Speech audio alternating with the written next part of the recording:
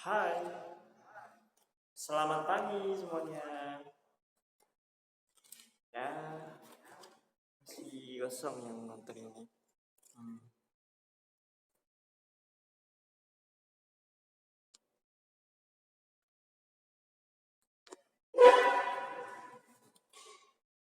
Oke, langsung saja tanpa berlama-lama.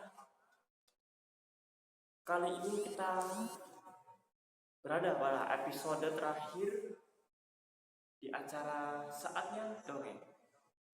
Kali ini kami akan membawakan salah satu cerpen dari sastrawan Hamzat Rangkuti. Sastrawan Hamzat Rangkuti ini terkenal akan uh, karya-karyanya yang mengangkat kisah-kisah yang ada di dunia nyata, namun mengkritik sebuah insiden di dalam karyanya. Mulai dari ekofeminisme, kemudian mengangkat sebuah kritik untuk pemerintah hingga kritik untuk masyarakat Indonesia. Kali ini kita akan memasuki cerita yang berjudul Dua Orang yang Bercakap-Cakap. Karya ini ditulis oleh Hamzat Rangkuti untuk mengenang jasa para pahlawan yang telah gugur dan telah berjuang melawan penjajah dahulu. Kita akan masuk ke cerita yang sangat-sangat fantastis di sini.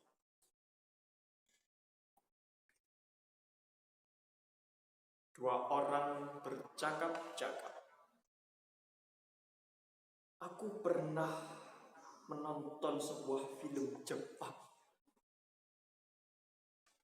Dalam satu adegan diperlihatkan seorang pelukis menggelar kanvas yang masih putih di atas tanah.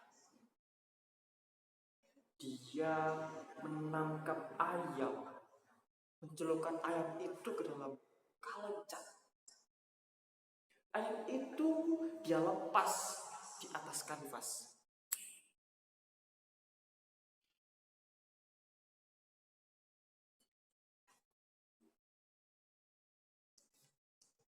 Ayam yang penuh meranjat itu menggelepar di atas kanvas. Terciptalah sebuah lukisan ayam. Besok, mengapa kau tidak mencoba seperti itu? Hari ini kau ambil ayam, besok kau ambil bebek, besoknya lagi kau ambil angsa, lalu kucing, anjing, dan kalau sudah tidak ada lagi binatang untuk dicemplungkan ke dalam ember berisi cat, kau sendiri yang berendam di dalamnya. Lalu kau ambil kain kanvas untuk handuk, atau kau tidak mau membuat kusut kain kanvas itu dijadikan handuk. Kau berguling-guling di atas kanvas itu, jadilah bermacam-macam lukisan. Kau tinggal membubuhkan tanda tangan. Tak bisa lagi mereka membuat yang lain. Ketek ditempel di dinding, mereka bilang lukisan. Kain-kain mereka gunting seperti jemuran, seperti bilang lukisan. Kerupuk ditumpuk-tumpuk, mereka bilang lukisan. Kerangka beton, mereka bilang patung. Rumput air di dalam bak, mereka bilang lukisan. cermin disusun mereka bilang lukisan. Radio di atas meja dengan lilin menyala, mereka bilang lukisan. Apanya yang baru? Kedap sudah dikenal sejak nenek moyang kita mengenal rumah. Mereka bilang baru. Maksud dia barangkali mau bilang, ingatlah gedek di samping tembok. Artinya di bawah gedung bertingkat ada kir. Jemuran-jemuran kayu sudah dikenal orang sejak mengenal pakaian. Mereka bilang itu baik. Mungkin maksud dia barangkali begini pakaian kita di desa-desa. Coba camping pakaiannya. Eceng gondok yang tumbuh sejak tinggal ada di dunia mereka bilang, oh baik. Mungkin si pelukisnya mau bilang, di Karawang eceng gondok disulap orang jadi kentang. Orang melahirkan sejak Adam dan Hawa. Mereka bilang itu baru. Mungkin si pelukis mau bilang KB itu tidak perlu. Cermin-cermin disusun-susun. Mereka bilang itu baru.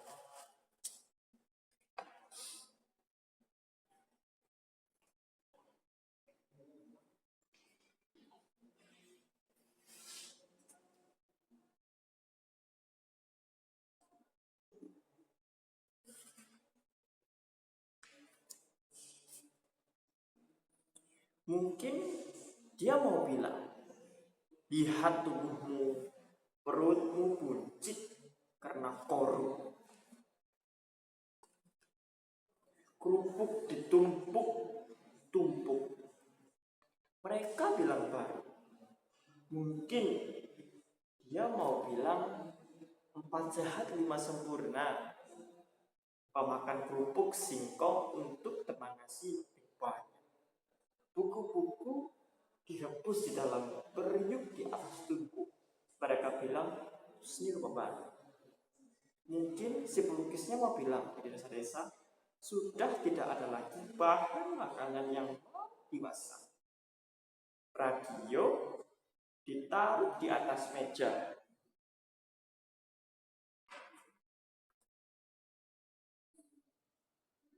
Radio ditaruh di atas meja dengan lilin menyala.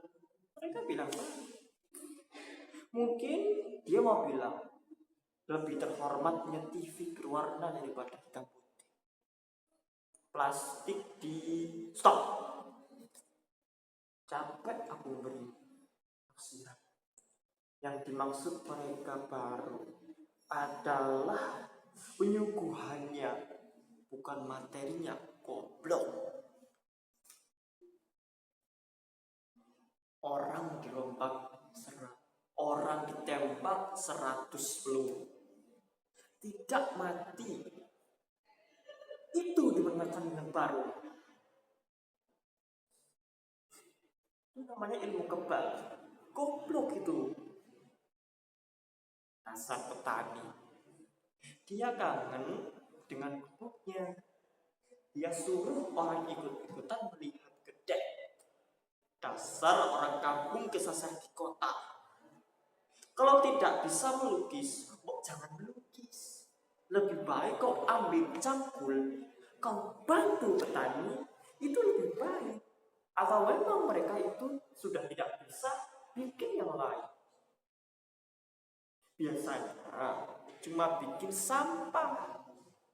Sudah besar kepala, ngobrol-ngobrol, ruang pamer.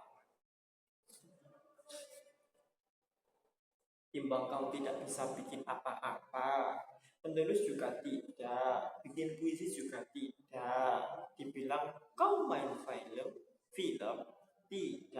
Pernah kulihat kau muncul di layar putih, sebelumnya apa sih bisa kau? Paling kau hanya bisa membiarkan rambutmu tambah panjang. Makin panjang rambut kau, kau bisa makin hebat kesenian. Kerjamu itu duduk di bawah pohon sepanjang hari, memandang gelas kosong di atas meja. Kau kira gelas itu akan penuh tanpa kau tuang air? Pura-pura menurut Anda. Biar kau kira setiap orang melihatmu berpikiran bahwa kau sedang memikirkan kekinian. Paling kau memikirkan bagaimana cara yang tepat supaya isi kantong orang bisa berpindah ke kantong berlagak menjadi orang itu. Kau lihat hidungmu, yang kuning itu dalam kaca. Lebih baik kau beli odol, kau sikat gigimu, kau tidak juga mau putih, kau ambil pasir,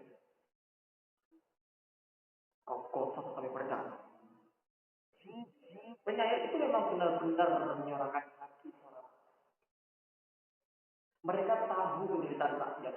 Mereka menyiarkan rakyat-rakyat yang menderita kelaparan. Mereka adalah manusia biasa. Mereka tahu dengan penderitaan rakyatnya. Mereka terlibat dengan kemiskinan. Omong kosong. Penyair itu malah mengecek rakyat. Membuat air laut rakyat, air liur rakyat meleleh. Dia gantung daging sapi 2.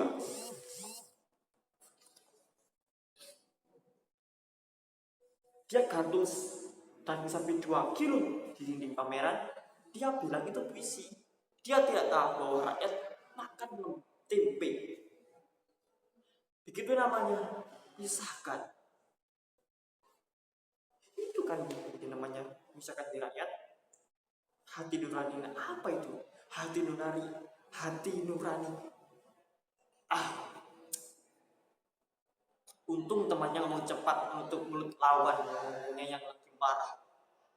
Walaupun mungkin ia mau bilang, hai, itu hati nurani kok. Atau mungkin orang itu mau bilang, hati nurani konco. Mungkin si penyair yang bersangkutan itu mau mengatakan atau menyampaikan makna busuk yang kandung dan itu. Artinya makin busuk, puisi itu makin kena sasarannya. Maksud dia dari luka menjadi bor. Tangan asuh. Tahu kau tangan asuh? Kalau itu maksud dia, mengapa dia tidak gantungkan bangkai tikus? Bangkai tikus lebih busuk. Petani pasti senang melihat itu. Artinya semakin menggantung tikus, menggantung musuh petani yang jelas. Sebenarnya seniman-seniman itu mau mengejek rakyat. Mereka gantung 2 kilo dari dinding pameran, sementara rakyat makan tempe. Kau ingat gak kenakalanmu waktu kecil? Kau gantung tulang itu, kau gantung tulang di atas moncong anjing. Begitu anjing itu mau menangkap tulang itu dengan mulutnya, lalu kau tarik tulang itu ke atas. Kau senang melihat anjing menangkap udara dengan mulutnya. Begitulah seniman-seniman itu. Dia anggap rakyat itu anjing. Dia gampang, dia gantung tadi itu. Dia bayangkan anjing menggonggong kelaparan di bawahnya. Menanti daging itu jatuh atau diturunkan dari pengikutnya. Kau jangan bilang hati nurani konco dong. Apa memang itu maksud kau dengan kon yang kau terputus tadi? Ya, hati nurani konco. Artinya begini, ketika seniman menaruh setumpuk air di dalam ruang pameran, mungkin masuk kedua orang yang bercakap-cakap itu pameran fisik. Si seniman yang menaruh tai bilang ini adalah puisi, maka konco-konconya akan bilang pria ini adalah puisi. Mereka akan selalu menjaga kos konco-konco. Tadi kau bilang teleasu. Tadi kau bilang toys bilang apa? Kau ngerti? Tidak, makanya kau harus pakai bahasa persatuan, bahasa Indonesia. Bagaimana menurut tanggapanmu tentang seniman yang terus memakai bahasa daerahnya? Tidak apa-apa. Aku setuju selagi dia menggunakannya di rumahnya, di antara keluarganya, atau di antara mereka dengan mereka. Tetapi kalau mereka saling bercakap-cakap dengan mereka, sementara mereka tahu bahwa ada teman yang tidak satu daerah atau yang tidak mengerti, turut mendengarkan mereka yang bercakap-cakap, kalau yang seperti itu bagaimana? Tergantung kita meninjaunya dari sudut pandang, dari sudut ilmu persamaan atau dari sudut ilmu bahasa basi.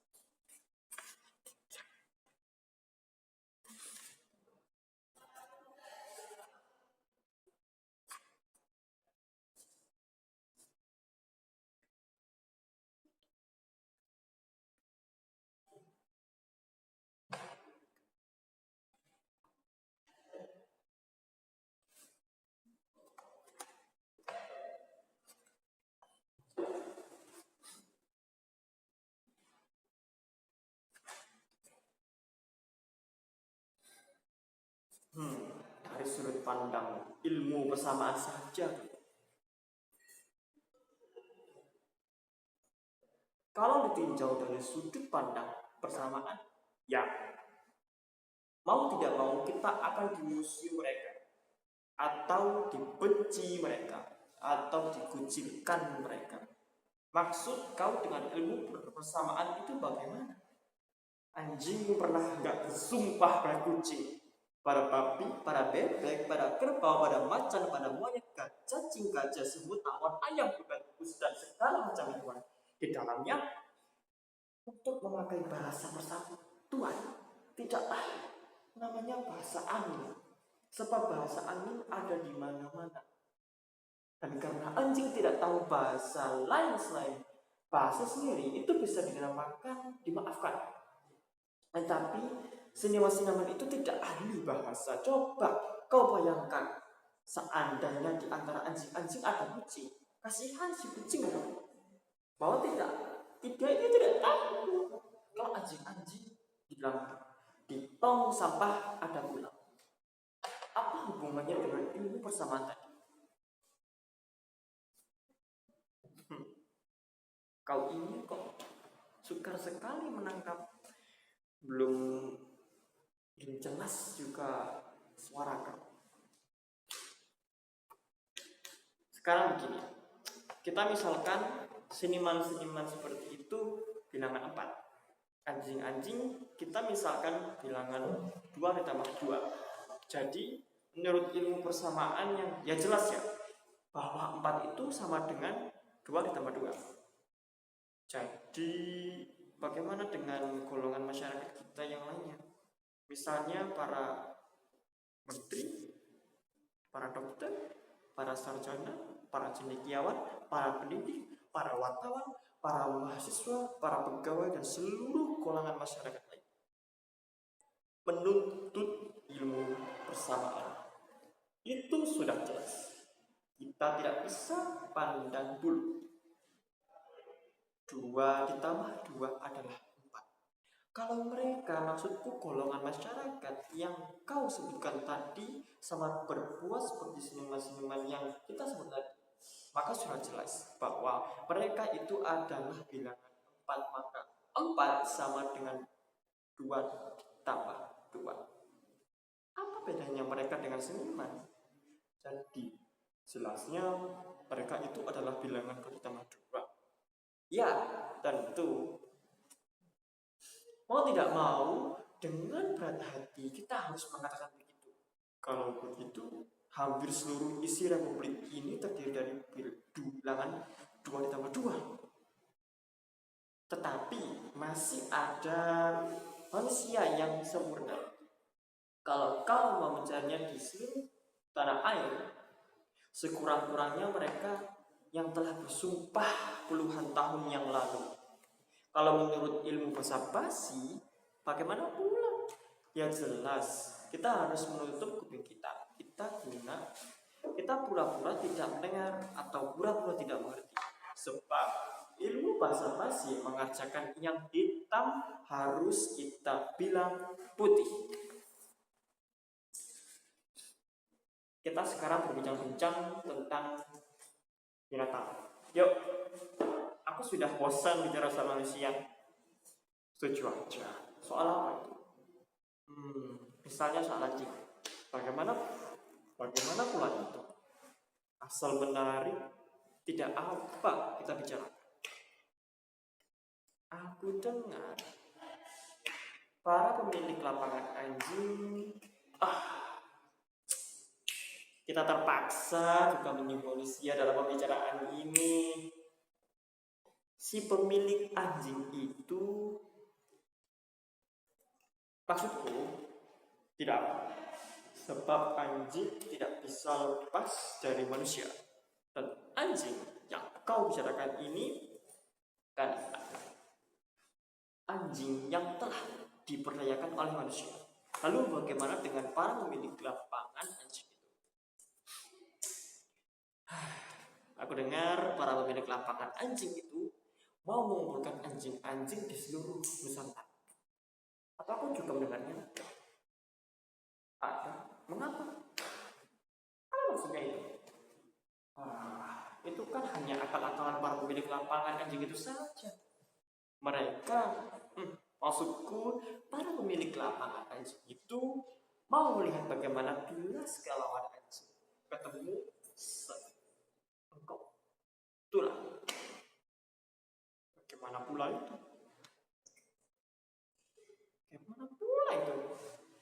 Kalau 2 ekor anjing ketemu tulang, aku pernah melihatnya. Tapi kalau sekawanan anjing, aku belum pernah melihatnya. Mereka, maksudku anjing-anjing itu kan saling mengigit, mencakar, dan mengejar tulang-tulang yang dilarikan oleh anjing-anjing yang lebih terampil.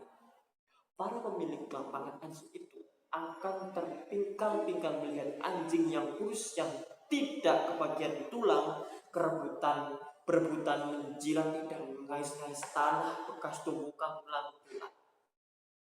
Mereka terhibur melihat para anjing saling cakar, saling menggigit, saling menggonggong daripada tidak ada hiburan lain. Pikir para pemilik lapangan anjing.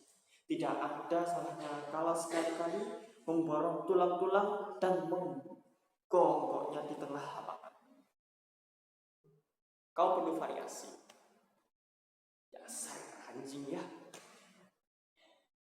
Ya, tetap anjing. Sebab biar bagaimana hebatnya usaha manusia hendak membudayakannya, mengembangkannya setahun sekali di lapangan anjing. Misalnya para anjing tetap saja akan terus menggonggong antara mereka, walaupun pada saat-saat seperti itu para anjing itu menyadari bahwa di antara mereka sedang hadir para kucing ataupun para babi, sahabat-sahabat mereka. 1981 tamat. Itulah selari cerita dari cerpen dua orang yang bercakap-cakap, membicarakan soal seniman, membicarakan soal sekelompok anjing yang berebut tulang. Kita tahu bahwa saat ini banyak masyarakat yang memperebutkan sebuah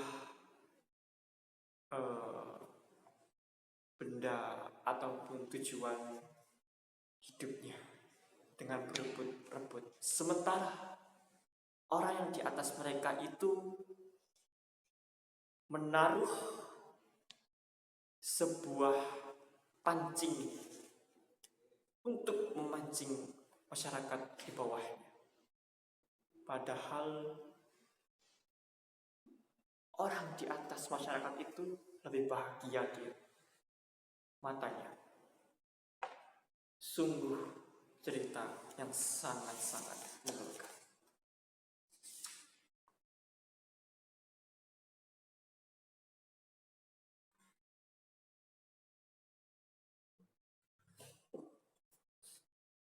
Oh, sudah lumayan banyak yang bergabung.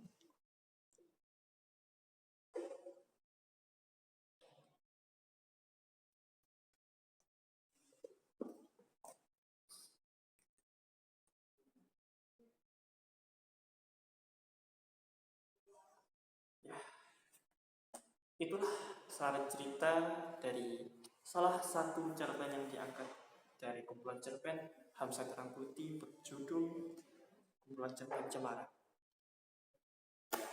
Buku ini sangat menginspiratif banyak pembaca yang mau mengerti bagaimana ekofeminisme, kemudian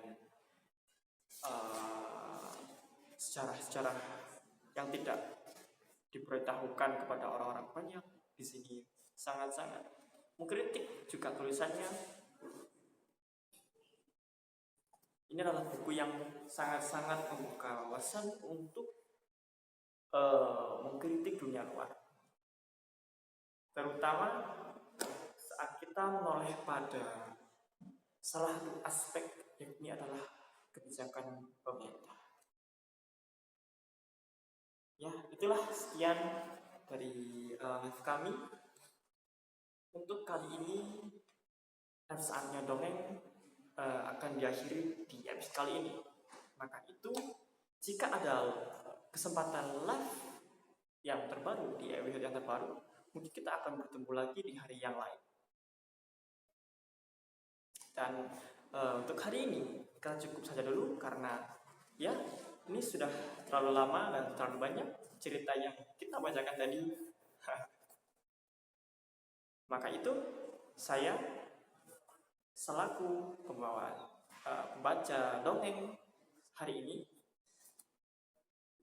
undur pamit diri dan sampai jumpa di pertemuan selanjutnya.